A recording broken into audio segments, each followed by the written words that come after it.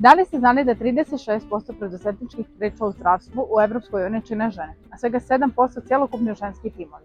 Danas razgovaramo sa Borislavom Golović, preduzetnicom i vlasnicom Ineska obrazovno-razvojnog centra, o njenim preduzetničkim počecima, radu centra kao i savjetima za sve žene koje žele da pokrenu svoj biznis i pomognu zdravlju drugih. Idemo!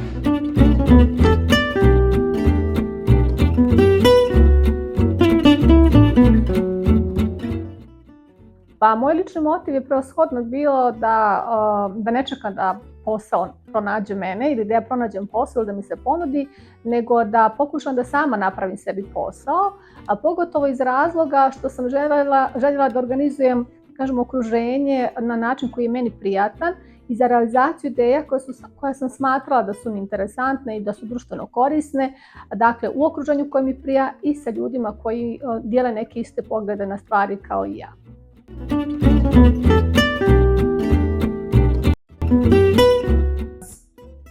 Pa u savremenom dobu, dobu informacionih tehnologija, ima jako puno izazova, pogotovo kad je u pitanju kognitivni ili mentalni razvoj djece. Prevashodno je izloženost hranima se pokazao kao najveća poteškoća, zato što je disperzija pažnje i previše korištenja tehnologija pokazao kao loša stvar za djecu. Također manjak socijalizacije, manjak slobodnog vremena, manjak provedenog vremena u prirodi, u slobodnoj igri sa svojim vršnjacima i preopterećenost, to jest prezaposlenost roditelja.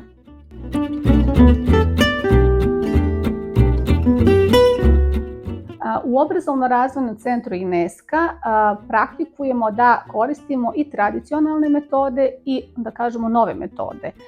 Dakle, kao tradicionalne metode prevashodno bih istakla Suan-Pan mentalnu aritmetiku koju primjenjujemo već 12 godina i ona postiče uravnotežen razvoj mozga i misaonog procesa kod djece kroz psihomotorni trening, za psihomotorni trening su nam neophodno korištenje ruka, psihomotorika, grafomotorika, percepcija, razvoj govora i sve ostalo što postiče emocionalni i kognitivni razvoj djece.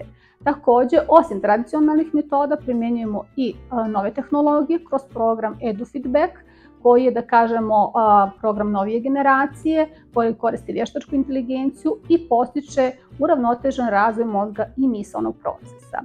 Osim toga, i u našoj školi za strane jezike koristimo elektronske udžbenike i razna druga programe kojima pomažemo da približimo određene teme djeci na neki inovativan način.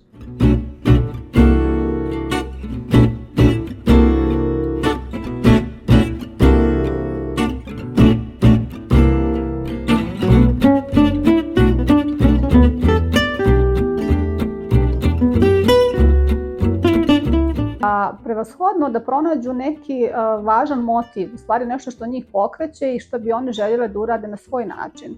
Eto, tako je moj pokretač bio to moment kada sam ja postala roditelj i kada sam htjela nešto više ponuditi svojoj djeci, a što u okruženju nije bilo i da ne bih morala da se izmislim iz mjesta gdje živim, ja sam to prenijela tu kod nas i tako se razvila preduzetnička ideja.